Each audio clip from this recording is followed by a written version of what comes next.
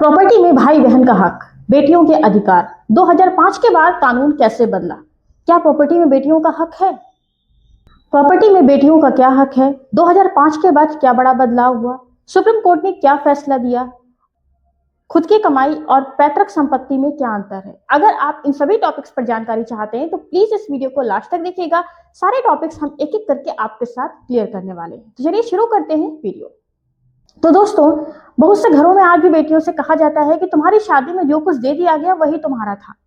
इसके बाद अब पिता की संपत्ति में तुम्हारा कोई हक नहीं है।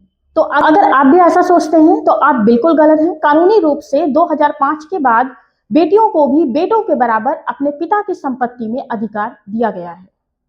तो चलिए जानते हैं अब समस्या क्या है। समस्या ये है कि हमारे भारत के बहुत से घरों में आज भी लोगों की यही सोच है कि बेटी पराया धन है, हमने तुम्हारी शादी कर दी, अब तुमको इस घर से कोई भी प्रॉपर्टी, कोई भी हिस्सा नहीं मिलेगा।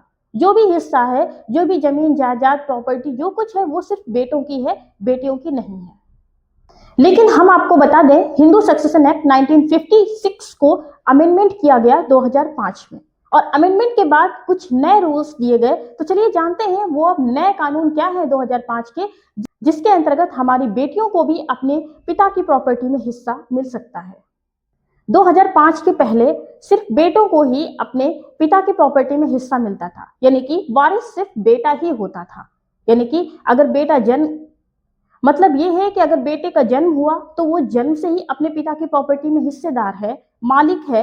लेकिन अगर बेटी का जन्म हुआ तो वो सिर्फ शादी तक पिता उसके लिए जो कुछ कर सकता है बस वही उसका है। उसके बाद उसका उस घर की प्रॉपर्टी में वहां पर कोई भी हिस्सा नहीं मिलता था। और अगर किसी बेटी को हिस्सा मिलता भी था तो वो तब मिलता था जब पिता की मृत्यु हो जाए। अगर पिता ना रहे, भाई भी ना हो, तब जाकर के कहीं बेटी को हिस्सा मिल सकता था। लेकिन उसके बाद क्या हुआ? तो दोस्तों अब जानते हैं 2005 के संशोधन के बाद, यानी कि अमेंडमेंट के बाद क्या हुआ। अमेंडमेंट के बाद बेटी को भी बेटे की तरह वारिस माना गया। बेटी को भी जन्म से ही अपने पिता की संपत्ति पर अधिकार समझा गया। बेटी को भी बेटों के बराबर अधिकार दिया गया, और अब बेटी भी अपने पिता की संपत्ति को बेच सकती है, बांट सकती है और उस पर दावा कर सकती है। तो दोस्तों, कानून यहाँ साफ कहता है कि पैतृक संपत्ति में बेटी हो या फिर बेटा, कानून दोनों को बराबर का हक देता है। इस अमेंडमेंट के बाद काफी केस आए और उसमें यह कहा गया कि अगर पिता 2005 से पहले मर चुके हैं तो फिर बेटे को पैतृक संपत्ति में हक नहीं मिलेगा। उस पर एक केस था, विनीता शर्मा वर्सेस राकेश शर्मा केस। तो विनीता शर्मा वर्सेस राकेश शर्मा केस में 2020 में सुप्रीम कोर्ट ने यह फैसला दिया कि ऐसा जरूरी नहीं है कि 2005 से पहले पिता की मृत्यु अगर हो चुकी है तो बेटे को हक नहीं मिले। अब अगर 2005 में ये अमेंडमेंट हो चुका है तो फिर बेटी को अपनी पैतृक संपत्ति में बेटे के बराबर ही हक, यानी कि अधिकार दिया जाएगा। तो इसके बाद कुछ लोग कंफ्यूज थे कि पैतृक संपत्ति में बेटी बेटा को दोनों का हक मिलेगा या फिर पिता द्वारा कमाई हुई संपत्ति में।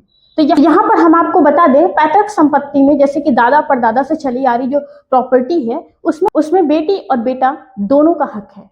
लेकिन जो पिता द्वारा बनाई हुई संपत्ति है, यानी कि जो पिता ने खुद से कमा करके बनाई है, उसमें पिता का हक है। और पिता अगर चाहे तो वो पूरी संपत्ति बेटे को दे सकता है, या फिर वो चाहे तो पूरी संपत्ति बेटे को दे सकता है। उस पर उसका अपना हक होता है। यहाँ पर हम आपको एक एग्जाम्पल के थ्रू बताते हैं। जैसे किसी आदमी के पास 12 बीघे जमीन है, उसकी एक बेटी है और एक बेटा है। तो अगर जमीन का बंटवारा होता है तो 4 बीघे बेटे को, 4 बीघे बेटी को और 4 बीघे पिता को, जब तक वो जीवित है उसका भी बराबर का हिस्सा लगेगा। तो तीनों को 4-4 बीघे जमीन यहाँ पर बंटकर मिलती है। तो यहाँ तक हमने देखा कि कानून बेटी और बेटा में कोई फर्क नहीं करता। अगर आज भी आपके घर में ये कहा जाता है कि बेटियां पराया धन है, बेटियों का इस घर में कोई भी हक नहीं है, तो वो कानूनी रूप से गलत है। तो ये सिर्फ किताबों पर लागू नहीं होता, बल्कि कानूनी रूप से अदालत में लागू होता है।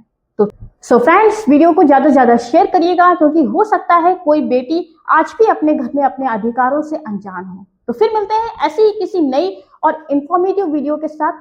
सो फ्रेंड्स, आप किस टॉपिक पर वीडियो चाहते हैं प्लीज कमेंट बॉक्स में कमेंट करके जरूर बताइएगा। फिर मिलते हैं ऐसी ही किसी नई और इंफॉर्मेटिव वीडियो के साथ। Thank you.